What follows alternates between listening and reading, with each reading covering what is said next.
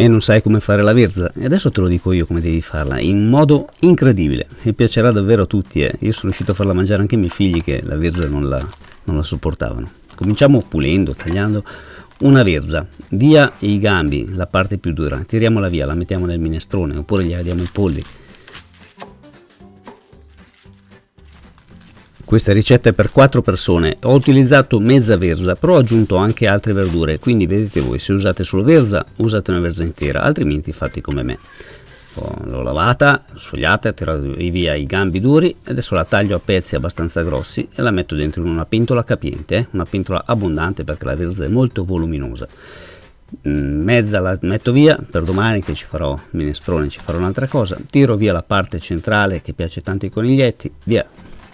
E il resto la taglio come l'ho tagliato l'altra, a pezzi, a strisce, a quadratoni abbastanza grossi. E della verza non si butta via niente, se non avete il coniglio o il pollo chiamatemi, contattatemi che ve lo do io.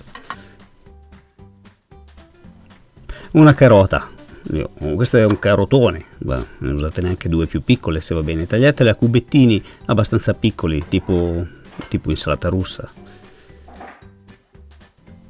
Ci metto anche 2 piccole patate che legano, addensano, però se volete potete metterci anche delle altre verdure, che sono dei piselli, dei broccoletti, le verdure che preferite, i fagiolini, quello che vi piace.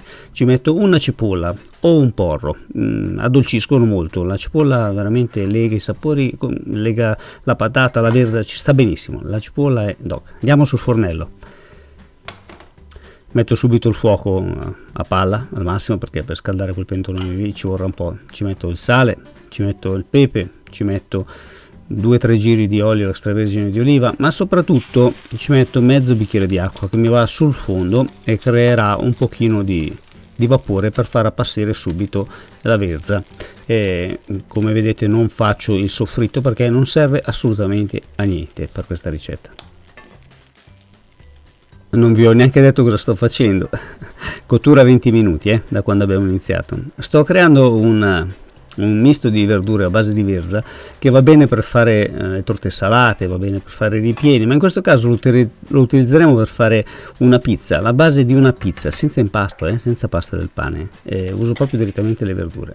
Aggiungo degli aromi, un cubetto surgelato di aromi misti, rosmarino, prezzemolo, aglio che avevo preparato quest'estate, e lo lascio cuocere con il coperchio finché non vedo che le verdure sono tutte appassite. Dopodiché lascio sempre il fuoco forte, ma non metto più il coperchio, le faccio finire così si asciugano il più possibile, così non mi resta acqua sul fondo della pentola. Comunque totale 20 minuti, le mie verdure sono pronte. Se vedo dei pezzi grossi di verza li tiro fuori, gli do una tagliatina così non mi daranno fastidio dopo quando comporrò la mia pizza. Ci metto 250 g di ricotta facoltativa, se volete potete anche non metterla, però serve un po' per elegante, però va bene anche, non so, se avete del riso in bianco cotto va benissimo, qui dentro guardate che ci sta veramente bene, delle patate cotte schiacciate vanno bene, oppure non ci mettete niente. 2 uova, anche 3, 2 uova resterà più friabile, se ne mettete 3 sarà tutto più facile, però sarà più soda, diciamo, la base della nostra pizza, che poi è verza. Vedete il fondo che è asciutto? Se per caso avete sotto un pochino di acqua, mettetegli 2 cucchiai di pane grattugiato oppure 2 cucchiai di farina di ceci, vanno benissimo. Teglia, carta forno facoltativa, potete fare anche senza, e ci rovescio sopra il mio composto di verza e verdure. Dobbiamo spatolare adesso il nostro composto nella teglia, come fanno i muratori quando fanno i pavimenti.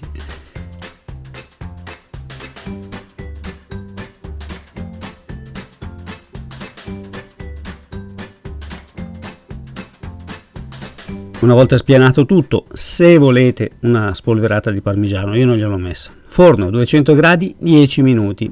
Intanto mi preparo gli ingredienti che voglio mettere sopra la mia pizza. Ho chiesto ai miei ragazzi cosa volete sopra la pizza. Vabbè, mozzarella sicuramente, quindi grattugio 200 grammi, 250 grammi di mozzarella. Nel frattempo è venuta pronta la base della mia pizza, che è già buona così.